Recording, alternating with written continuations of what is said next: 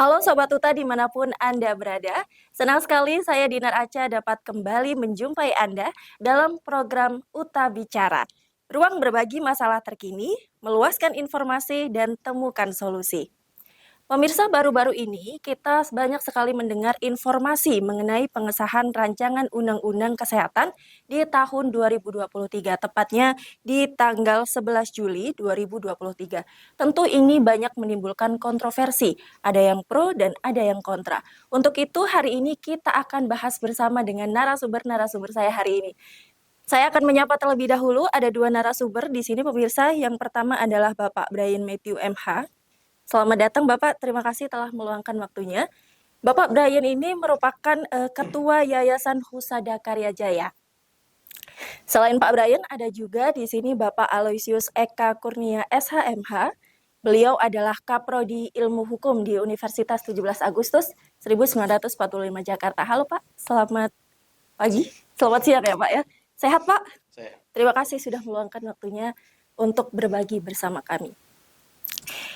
Eh, Seperti yang kita ketahui bersama Pak, pemerintah sudah mengesahkan RUU Kesehatan tahun 2023 pada 11 Juli lalu menjadi Undang-Undang Nomor 17 Tahun 2023 tentang kesehatan.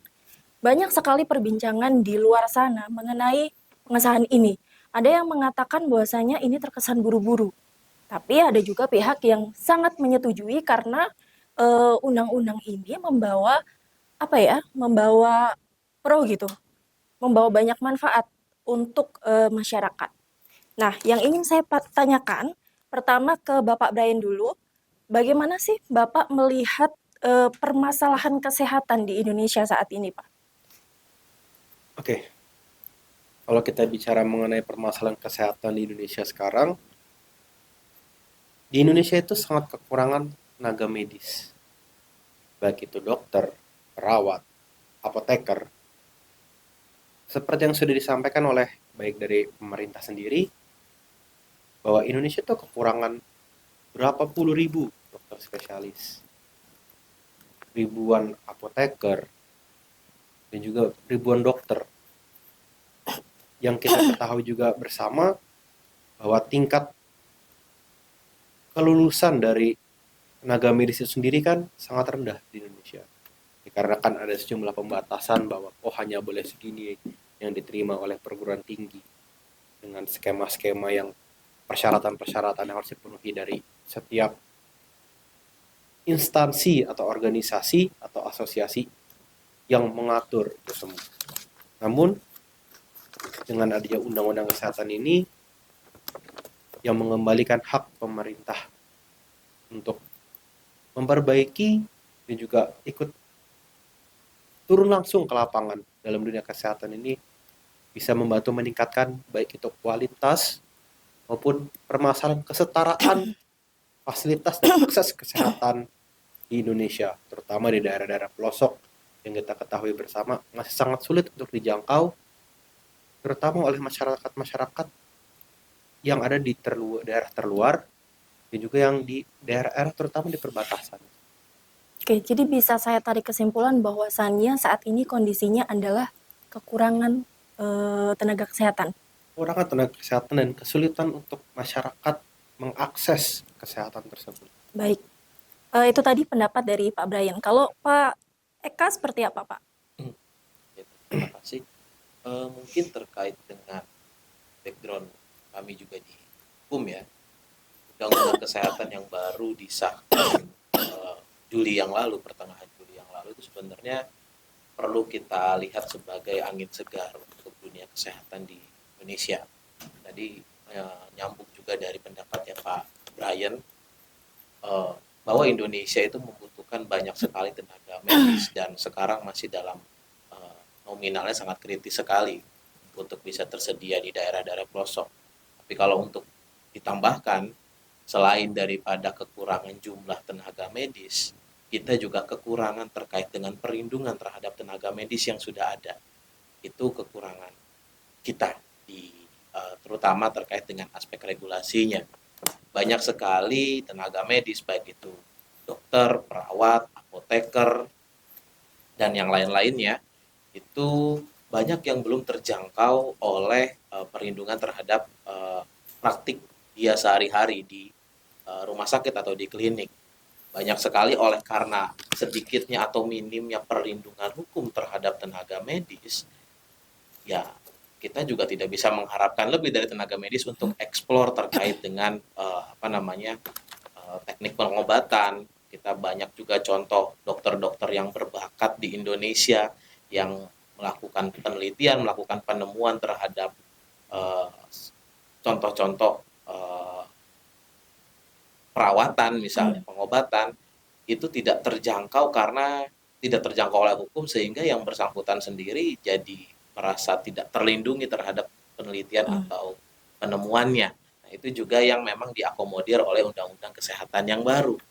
Dan beberapa contoh lain, Undang-Undang Kesehatan yang baru juga sudah mengakomodir terkait dengan telemedicine yang selama ini juga tidak terjangkau oleh hukum, bagaimana perlindungannya terhadap praktek telemedicine misalnya, dan lain sebagainya. Jadi kalau menurut saya pribadi dan mungkin juga banyak orang yang meneliti terkait dengan hukum kesehatan ya, undang-undang kesehatan yang baru ini itu adalah angin segar terutama untuk perlindungan terhadap tenaga kesehatan. Oke. Baik, sebelum kita jauh membahas soal regulasi dari kesehatan ya Pak dan juga undang-undang kesehatan ini, saya ingin kembali ke Pak Brian terlebih dahulu. Bapak adalah Ketua Yayasan Husada Karya Jaya. Jadi Bapak adalah salah satu founder nih dari lembaga pendidikan penghasil tenaga kesehatan saat ini. Menurut Bapak, setelah adanya pengesahan RUU ini, seperti apa Pak Bapak meresponnya? Saya merespon undang-undang ini dengan sangat baik, bahwa ini satu hal yang seperti disampaikan Pak Eka merupakan angin segar untuk dunia kesehatan di Indonesia. Di mana di sini yang kami harapkan adalah mengembalikan setiap profesi dari organ rumah sakit kepada marwahnya, kepada apa yang seharusnya dikerjakan. Dokter sebagai dokter, perawat sebagai perawat, apoteker sebagai apoteker, dan membuka akses seluas-luasnya kepada mereka yang ingin menjadi tenaga kesehatan di sebuah.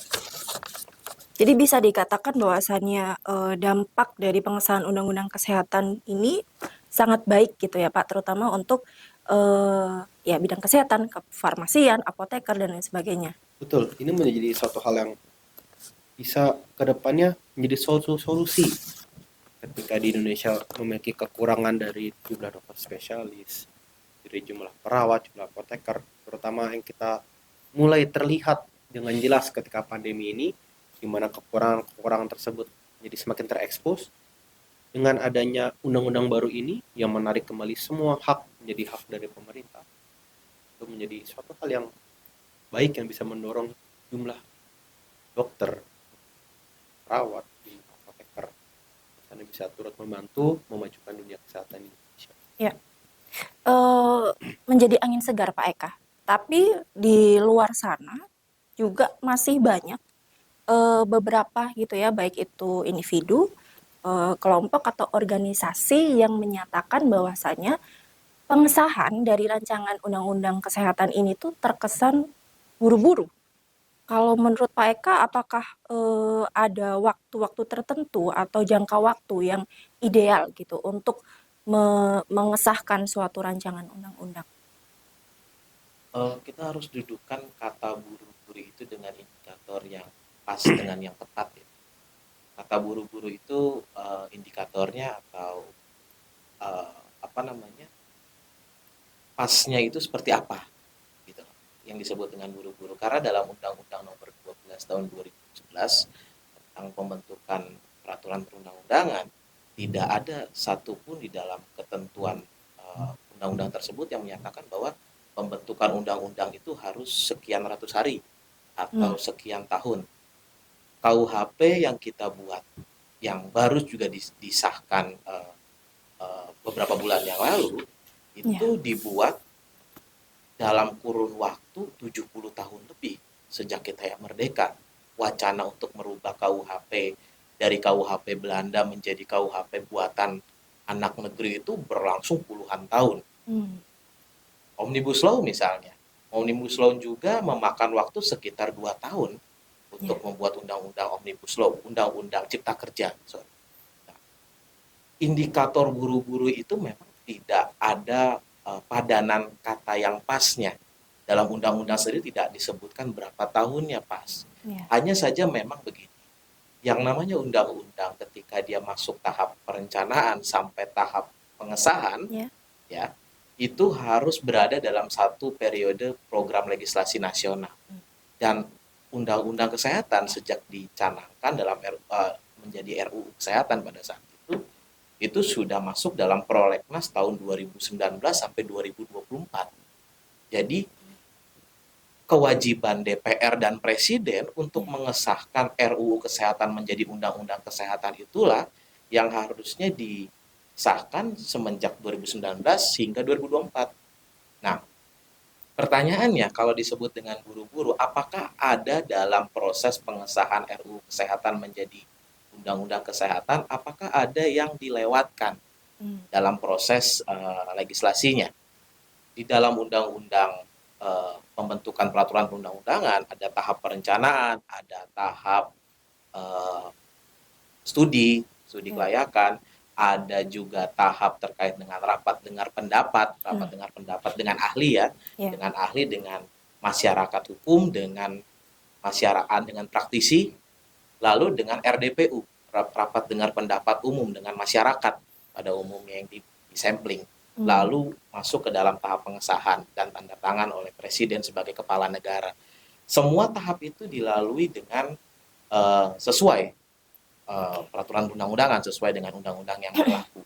Nah, hanya saja mungkin begini, memang tidak semua undang-undang mampu untuk mengakomodir semua kepentingan. Tetapi cita-cita undang-undang adalah mengakomodir semua kepentingan. Nah, dalam undang-undang kesehatan, pro dan kontra ini, terutama kontra undang-undang, harus dilihat sebagai bagian dari pekerjaan rumah pemerintah dan DPR, bahwa di dalam pembentukan hukum itu ada yang namanya komunikasi hukum. Dan itu yang belum sebenarnya kendalanya adalah pemerintah dan DPR yang memang belum secara masif melakukan komunikasi hukum. Itu yang ada miskomunikasi di masyarakat. Masyarakat mungkin tidak membaca secara utuh. Itu yang terjadi di Omnibus Law yang sebelumnya atau KUHP. Nah, itu PR pemerintah untuk bisa memberikan penjelasan, memperhalus atau memperbaiki komunikasi hukumnya di masyarakat agar masyarakat sendiri paham inti daripada undang-undang kesehatan ini. Ada banyak hal yang undang-undang kesehatan sebelumnya itu tidak mengakomodir yang kita butuhkan, dan itu PR pemerintah dan PR kita juga akademisi untuk bisa memastikan bahwa undang-undang itu juga berjalan dengan baik sesuai dengan cita-cita. Jadi salah satu yang bisa saya tarik di sini, pemerintah juga harus memperhatikan komunikasi dengan masyarakat ya Pak. Jadi sehingga masyarakat ini ketika prosesnya sampai akhirnya disahkan itu mereka bisa mendapatkan informasi yang penuh sehingga tidak terjadi ya pro kontra. Itu memang Anda pasti ya Pak ya, tapi setidaknya tidak menimbulkan kericuhan dari pro kontra itu sendiri. Masih dengan Pak Eka. Pak Eka sebagai masyarakat awam, kita melihat yang awam sekali ya Pak dengan undang-undang, dengan regulasi. Secara umum ketika kita browsing nih di internet, masyarakat awam itu melihat rancangan undang-undang yang sudah disahkan ini menguntungkan gitu bagi nakes, kemudian masyarakat secara umum. Tapi juga ada beberapa produk hukum yang mengalami perubahan. Menurut Pak Eka seperti apa? Baik, begini. Beberapa minggu yang lalu memang Kementerian Kesehatan merilis beberapa poin terkait dengan perubahan undang-undang kesehatan. Apa aja sih yang diubah di dalam undang-undang kesehatan ini? Apa saja yang baru di dalam undang-undang kesehatan yang baru ini? Memang begini, di dalam undang-undang kesehatan undang-undang kesehatan yang baru harus diakui bahwa satu yang tadi saya katakan bahwa ini angin segar untuk bukan hanya untuk tenaga kesehatan tapi untuk dunia kesehatan secara umum. Nah, di Indonesia sebelum undang-undang kesehatan yang baru ini disahkan, pemerintah itu selalu dalam setiap tahunnya, dalam setiap 5 tahun sekali juga merancang yang namanya rencana kesehatan nasional. Rencana kesehatan nasional itu kalau kita mau artikulasikan ya, kalau kita mau makna itu adalah sebagai bagian dari impian, dari cita-cita. Dalam administrasi yang namanya rencana juga tidak ada ikatannya secara hukum. Kalau itu tidak terwujud, ya sudah, itu hanya bagian dari cita-cita pemerintah.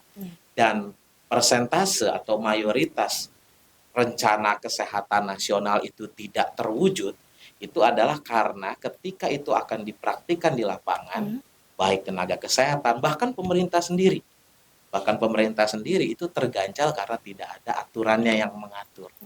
Nah, di dalam undang-undang kesehatan yang baru, contoh semisal di dalam undang-undang kesehatan yang lama tidak ada pengaturan terkait bahwa setiap dokter atau tenaga kesehatan itu dia wajib untuk diberikan kewajiban untuk melakukan sebuah penelitian dan lain sebagainya. Di dalam undang-undang kesehatan yang baru ada dorongan yang kuat bahwa pemerintah akan membiayai, memfasilitasi terkait dengan penelitian pengobatan dan lain sebagainya. Nah, jika ada dokter yang melakukan penelitian ketika sebelum undang-undang yang baru, contoh, mohon maaf sekali di sini kita sebut salah satunya adalah yang baru-baru ini ya Dokter Terawan ya, dengan penelitiannya terkait dengan cuci otak ya kalau nggak salah ya Pak Ryan ya, saya lupa, untuk stroke gitu. Terganjal terkait dengan administrasi di dalam kolehannya, di dalam organisasi kedokterannya, terganjal administrasi yang sebenarnya secara praktikal penemuan dari Dokter Terawan ini sudah teruji di masyarakat.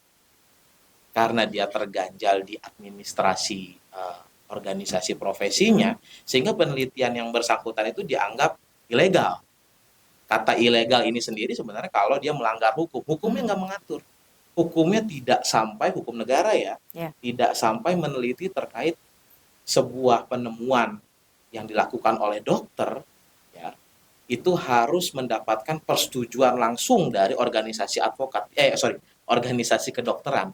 Itu tidak ada. Tapi sampai hari ini yang namanya organisasi kedokteran itu sangat super power sekali. Bahkan mengatur sampai kepada penemuan seorang dokter. Padahal penemuan tersebut sudah teruji di masyarakat. Nah, perubahan-perubahan sedemikian rupa itulah yang diakomodir oleh Undang-Undang Kesehatan. Nah, yang awalnya tidak diatur sama sekali, sekarang diberikan angin segar. Nah, memang begini, yang saya lihat beberapa ada juga terkait dengan perpanjangan nomor registrasi. Ada ketentuan bahwa nomor registrasi ini sekarang berlaku seumur hidup. Nah, mungkin catatan kritis terkait dengan peraturan ini yang awalnya nomor registrasi itu harus setiap 5 tahun sekali harus diganti, harus diperbarui ya, setiap tenaga kesehatan, setiap dokter itu harus memperbarui itu. Tujuannya apa sih? Tujuannya untuk uji berkala kompetensi dokter. Nah, sekarang diberlakukan seumur hidup. Dokter itu hanya akan melakukan administrasi terkait dengan pendaftaran nomor izin prakteknya saja. Nah, hal-hal sedemikian rupa harus segera niatnya baik supaya dokter itu secara administrasi nggak, dalam tanda kutip ya, tidak perlu ribet lah dihalangi secara birokratis, tetapi harus harus diawasi juga, pemerintah juga harus punya instrumen penting terkait dengan pengawasan. Niatnya sudah baik, tapi kita belum tahu karena belum berjalan kan undang-undang ini. Nah, harapannya adalah perubahan ini juga jangan sampai jadi kita dalam tanda kutip latah pemerintah. Niatnya memang ingin meloskan atau memberikan kemudahan, memberikan kelonggaran, tetapi jangan juga sampai itu bisa mempengaruhi kesehatan masyarakat, karena ujung-ujungnya adalah masyarakat lagi. Ada beberapa ketentuan yang memang harus diawasi secara langsung oleh masyarakat sebagai pengguna layanan kesehatan itu. Telemedicine salah satunya juga. Itu sih. Oke. Jadi pemerintah juga harus berhati-hati gitu ya, Pak Eka ya, dalam hal pengawasan pelaksanaan dari undang-undang kesehatan yang baru ini. Pak Brian, tadi dari segi hukum, menurut Pak Brian sebagai founder dari lembaga pendidikan penghasil tenaga kesehatan, menurut Pak Brian, apa sih yang Bapak anggap penting dari undang-undang ini untuk kemajuan institusi, salah satunya, kemudian kemajuan dari bidang kesehatan itu sendiri? Kalau untuk kemajuan institusi, kalau yang dari yang saya lihat, mungkin mempermudah akses dari lulusan kami untuk berkiprah di dunia kerja secara langsung. Karena kan di sini mereka tidak lagi disibukkan dengan STR dan sebagainya. Ya. Di sana kita juga bisa lebih memaksimalkan lulusan kita dalam hal kompetensi mereka, dalam hal kemampuan mereka untuk menggunakan peralatan di rumah sakit, kemampuan mereka untuk melaksanakan kegiatan sehari-harinya di rumah sakit seperti menyuntik, memberikan infus, dan juga berinteraksi dengan pasien secara langsung. Di luar itu, yang saya lihat baik dari undang-undang ini adalah mulai terbukanya data yang dulunya itu eksklusif hanya milik rumah sakit A, B, atau C. Karena kan Indonesia itu suatu negara kepulauan yang sangat luas. Ya. Tidak mungkin kalau kita lihat di data rumah sakit sekarang, rumah sakit A memiliki cabang di seluruh provinsi di Indonesia. Itu sangat sulit sekali melihat geografi kita dan juga melihat data memang tidak ada yang memiliki di setiap. Kalau provinsi mungkin di kota-kota besar masih ada kemungkinan, tapi bagaimana di daerah-daerah terpencil yang memiliki yang hanya puskesmas atau rumah sakit daerah. Dengan keterbukaan data ini, sekarang setiap pasien dapat mengunjungi rumah sakit manapun yang dekat dengan mereka, terutama ketika memiliki kebutuhan yang urgent. Karena kan tidak mungkin kalau rumah sakit itu berjarak misalkan 15-20 km dari tempat mereka tinggal, ketika mereka memiliki suatu hal yang urgent, mereka harus berjalan menempuh jarak 20 km itu. Itu kan sangat membahayakan nyawa di sana. Dengan keterbukaan data ini, pasien itu sendiri bisa mencari mana sih rumah sakit yang saat ini saya butuhkan. Di luar itu, hal yang baik lainnya adalah dengan adanya seperti tadi disampaikan Pak Eka, ada dorongan untuk tenaga kesehatan bisa menemukan inovasi-inovasi dan juga mencetak hasil penelitian, penemuan terbaru, maupun cara menangani suatu penyakit yang baru di Indonesia. Itu menjadi suatu dorongan, saya harus melakukan riset loh di sana. Karena kita lihat di Indonesia itu kan kalau sesuai data sekarang sangat jarang sekali, minim sekali riset-riset yang dihasilkan oleh dokter-dokter maupun tenaga kesehatan di Indonesia. Tetapi bukan tidak mungkin atau tidak bisa, karena seperti kejadian yang COVID kemarin, ada kok peneliti Indonesia di Pfizer yang membantu penelitian vaksin untuk membantu menemukan vaksin Pfizer. Ada juga seperti dokter Terawan dengan terapi otaknya itu, dan juga banyak penemuan-penemuan lain yang sebenarnya berasal dari peneliti Indonesia, tapi mereka memilih untuk mematenkannya itu di luar ataupun bekerja sama dengan institusi luar, dikarenakan kemudahan secara birokratis dan administrasinya di sana. Sehingga di sini dengan adanya pemerintah merangkul, ayo loh kita juga mau nih, kita bisa bantu nih anak bangsa kita untuk melakukan penelitian, untuk menemukan sesuatu hal yang baru. Di sana bisa menjadi suatu pendobrak bahwa Indonesia juga mampu. Terutama kita mengetahui banyak sekali tanaman-tanaman herbal ataupun obat-obatan yang bisa ditemukan dari sumber daya yang ada di Indonesia. Karena kita tahu sumber daya alam kita kaya. Hal lain yang juga saya anggap baik adalah mulai adanya kesadaran dari pemerintah maupun pemangku kepentingan di dunia kesehatan mengenai kemajuan teknologi untuk memodernisasi rumah sakit itu sendiri. Saya sudah bertemu dengan beberapa rekanan, baik itu dari yang untuk apa yang saya bilang, untuk memajukan teknologi smart hospital di Indonesia, bagaimana memudahkan pasien dengan menggunakan teknologi digital, internet, dan juga sistem informatika yang baru yang kita miliki sekarang untuk memajukan dunia rumah sakit di Indonesia. Karena kita tahu di Singapura sudah ada 7 smart hospital, di mana di smart hospital itu memberikan kemudahan dari ketika pasien mau datang ke rumah sakit sampai mereka pulang ke rumah. Pelayanan dibuat secara mudah dengan alur yang sangat baik, dengan tingkat bed capacity-nya mencapai 100%, di mana di Indonesia 80% aja mereka sudah kelimpungan. Nah, di sini yang kita harapkan untuk jumlah penduduk sekian ratus juta di Indonesia, ketika rumah sakit bisa memaksimalkan kapasitas mereka, itu kan bisa membantu untuk setidaknya, kalau kita ngomong tadi 80% mereka kelimpungan dan di smart hospital itu 100%, itu kan ada 20% jumlah pasien yang bisa lebih diselamatkan. Kalau kita ngomong dalam hal yang urgent ya, yang dalam hal paling fatalnya.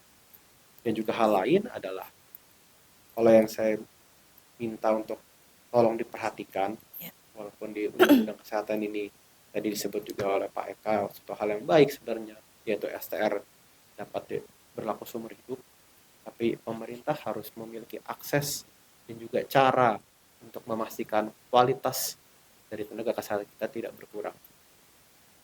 Karena kan sekarang ini kan dengan undang-undang baru, pemerintah kembali memiliki kontrol penuh dalam undang-undang kesehatan maupun sistem kesehatan di Indonesia itu sendiri, yang seharusnya itu sudah dilakukan sejak zaman dahulu, sejak perubahan dari 2002 itu. Karena kesehatan ini merupakan hak dari setiap warga Indonesia, yang seharusnya dari awal dikontrol oleh pemerintah, oleh swasta.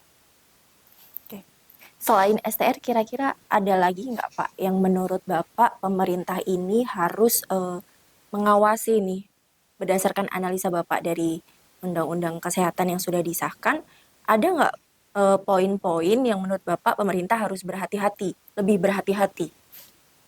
Kalau yang saya lihat, poin lainnya adalah dengan data yang terkoneksi menjadi satu, di-pooling oleh pemerintah, cyber security maupun data security dari pemerintah itu sendiri harus sudah siap untuk timnya. Karena kita mengetahui bagaimana rentannya data-data rahasia milik pemerintah dijebol, seperti data capil, data paspor, data KTP, data untuk yang pemilu.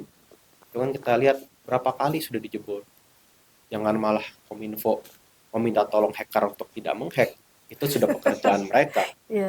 Tapi bagaimana Kominfo dapat mendukung anak bangsa untuk mendapatkan pendidikan yang lebih baik, untuk bisa membantu memproteksi sistem dari data penting kita.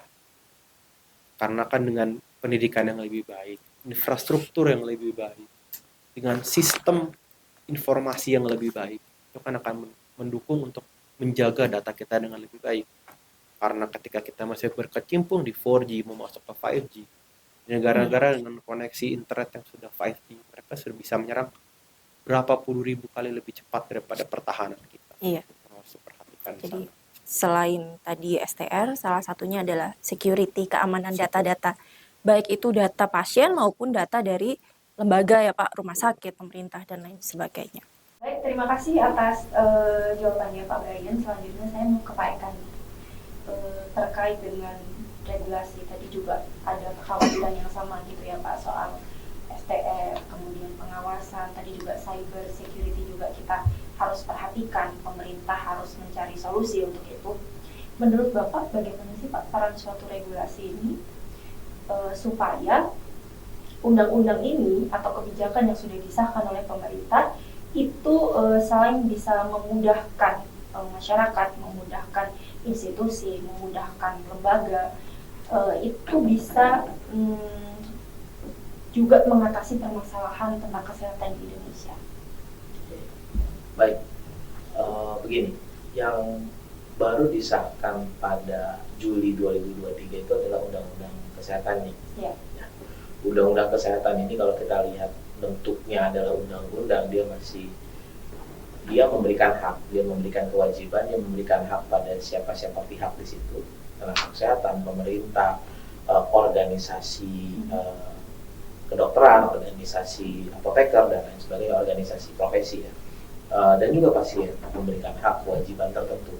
Nah, dalam penyelenggaraannya undang-undang ini juga perlu dibantu oleh aturan turunannya, oleh peraturan pemerintah, peraturan presiden, sampai ke tataran peraturan menteri yang sangat teknis. Nah, undang-undang ini baru bisa akan memberikan manfaat. Ini baru gerbang awal. Undang-undang ini baru gerbang awal. Undang-undang ini adalah suatu bentuk deklarasi dari pemerintah. Ini loh, kami sudah memberikan kemudahan terkait dengan beberapa hal yang akan kita perbaiki di bidang kesehatan. Ini loh, saya juga memberikan pengakuan yang sepenuh-penuhnya terhadap temuan-temuan di bidang kesehatan, kemudahan di bidang telemedicine misalnya, yang tadi saya sudah jelaskan juga. Kami mengakui itu. Lalu what next? Ya. Itu akan terjawab dengan peraturan pelaksana yang sinkron dengan undang-undang. Oke. Peraturan pemerintah, peraturan presiden, bahkan sampai ke peraturan menteri dan perda sekalipun.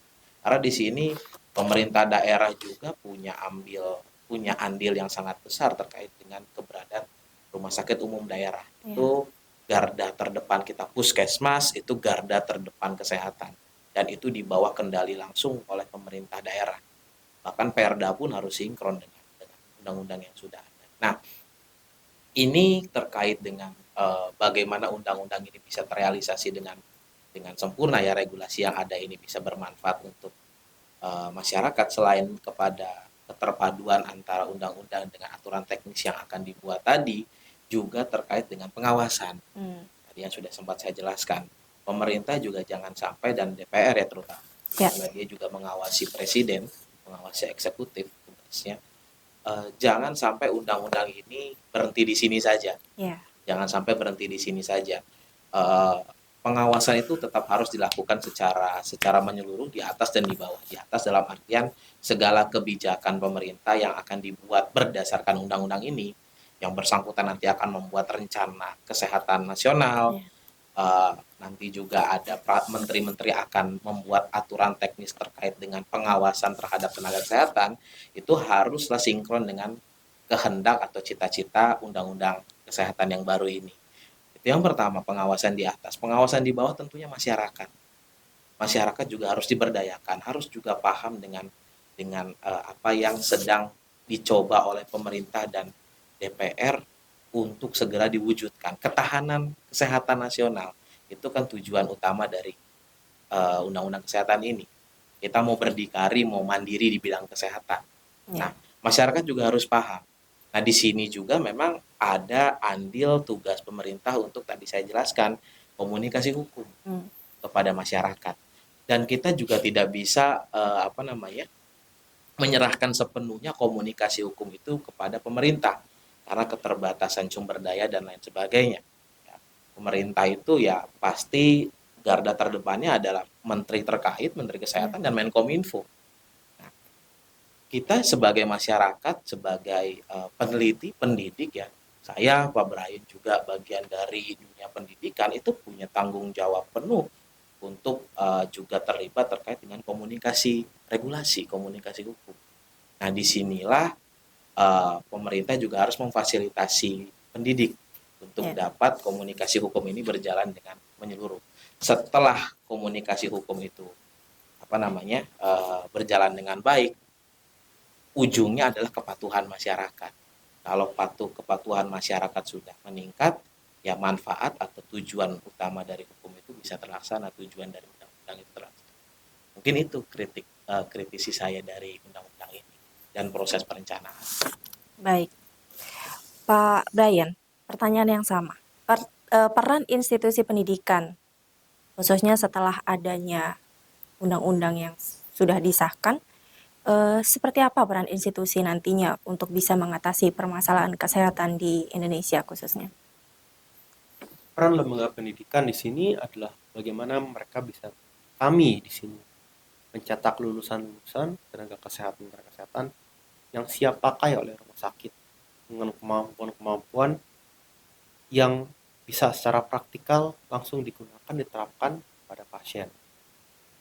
Di sini kami sebagai lembaga pendidik harus bisa memastikan agar lulusan kita ketika sampai di rumah sakit bisa menerapkan ilmunya secara pasti, secara baik. Jadi pengetahuan yang mereka dapatkan bukan hanya teoritis saja, Iya. tapi secara praktikal bisa langsung diterapkan di tindakan. Ya di sini tenaga-tenaga kesehatan kita, terutama pengalaman yang telah kami dapatkan selama pandemi, di mana setiap tenaga kesehatan yang lulus harus bisa langsung siap pakai dan juga harus bisa langsung siap untuk menanggulangi penyakit maupun pandemi yang terjadi. Bisa menjadi suatu pembelajaran yang baik untuk kami bahwa setiap lulusan kami harus langsung siap untuk menghadapi segala Ya. situasi yang terjadi di dunia kesehatan ke depan, di rumah sakit, di industri, maupun itu di bagian riset nanti. Kalau ada beberapa lulusan yang memang mau masuk ke dalam, oh saya mau lebih ke meneliti obat, untuk mengembangkan obat, atau saya mau belajar lebih baik nih, ini udah ada cara-cara bagaimana menyuntik, oh saya bisa nih membuat suatu inovasi untuk membuat penyuntik itu bisa lebih baik lagi, misalkan lebih tidak sakit, ataupun bisa lebih, mereka cenderung membuat inovasi teknologi yang bisa mempermudah ke depannya.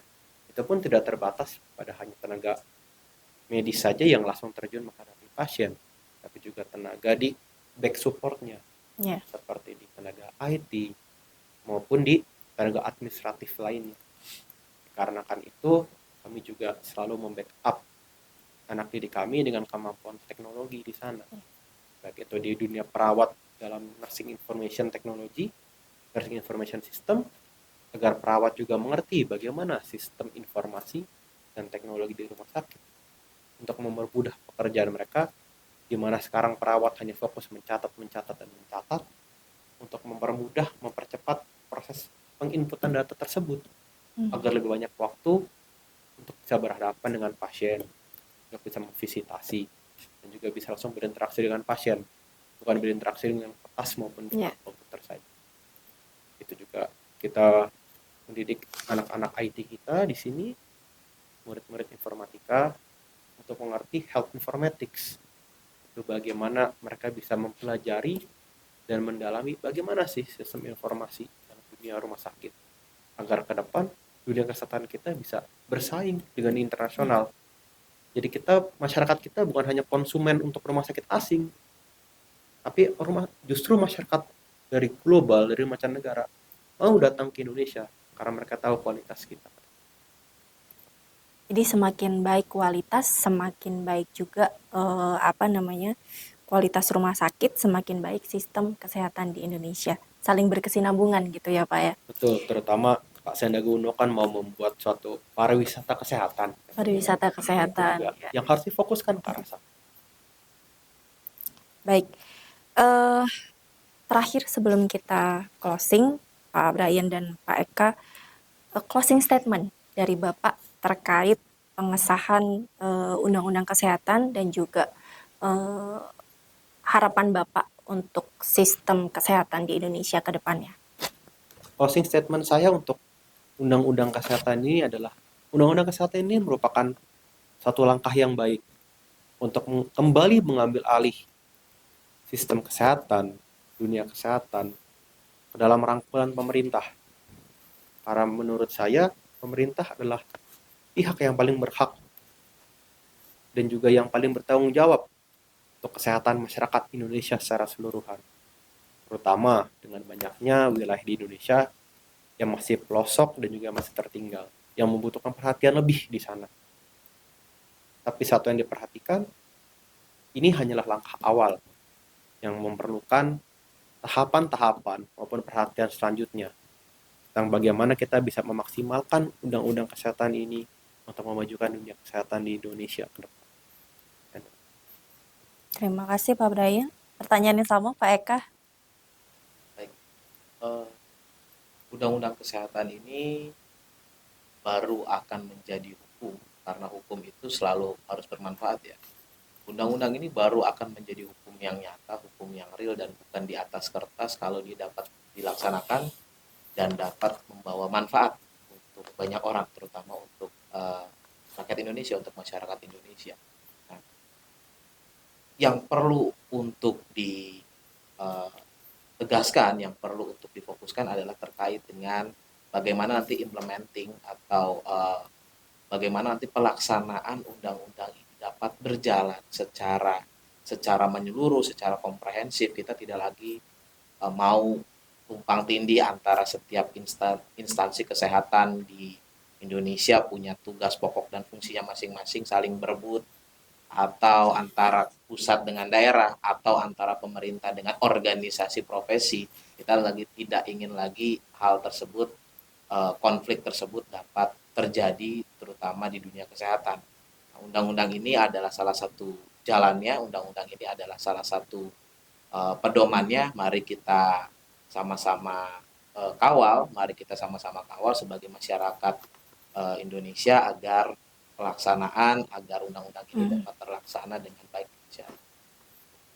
Baik, terima kasih Pak Brian dan Pak Eka sudah menyempatkan waktunya untuk berbincang bersama kami mengenai pengesahan Undang-Undang Kesehatan. Terima kasih banyak atas waktunya. Ini tentu menjadi pembicaraan yang sangat menarik. Ada juga tadi beberapa saran dari Bapak untuk pemerintah supaya ketika implementasi nanti bisa berjalan dengan baik dan maksimal.